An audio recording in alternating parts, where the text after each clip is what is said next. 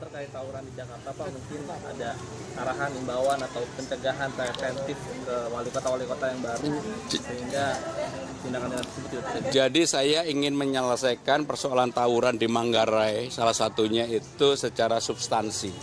Karena saya sudah mempelajari, salah satu faktor adalah ketidakberuntungan banyak anak-anak di sana yang mohon maaf belum punya pekerjaan tetap.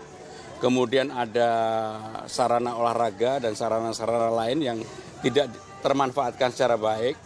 Sehingga saya akan menggagas apa yang dinamakan Manggarai Bersolawat. Saya akan undang kelompok-kelompok yang bertikai di sana.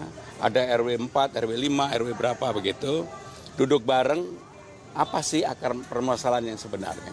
Karena nggak bisa hanya menyalahkan saja. Karena menurut saya cara-cara seperti itulah yang akan saya lakukan. Sehingga dengan demikian ada pendekatan kultural, keagamaan, orang dihargai, tapi juga mereka problemnya memang banyak yang belum mendapatkan pekerjaan. Akan dimasifkan nggak ke tiap kota administrasi Jakarta? Ya ini saya kan baru contoh aja, tentunya yang lain akan. Pak, tadi Bapak bilang ketika punya pekerjaan menjadi salah satu concernnya juga ya. Tapi kan sekarang juga masalah kelas menengah juga menurun juga menjadi concern kalau misalnya dari pemerintah kepala daerah. Pokoknya sebagai gubernur Jakarta, saya nggak mau ngomongin tempat lain, tetapi saya bertanggung jawab terhadap warga Jakarta untuk memperbaiki itu. Manggarai Bersolawat itu lebih jelasnya tuh programnya seperti apa sih? Iya, kita ajak duduk bareng.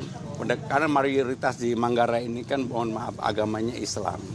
Sholatnya rajin, tapi tawurannya juga sering kan gitu. Sehingga dengan demikian ini untuk didamaikan bersama-sama. Tapi bakal melibatkan majelis taklim juga Pak? Yang jelas semuanya dilibatkan stakeholder yang ada. Dan saya akan segera minta wali kota untuk mempersiapkan itu.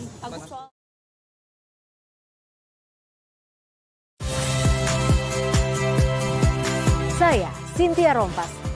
Saksikan program-program Kompas TV melalui siaran digital, pay TV, dan media streaming lainnya.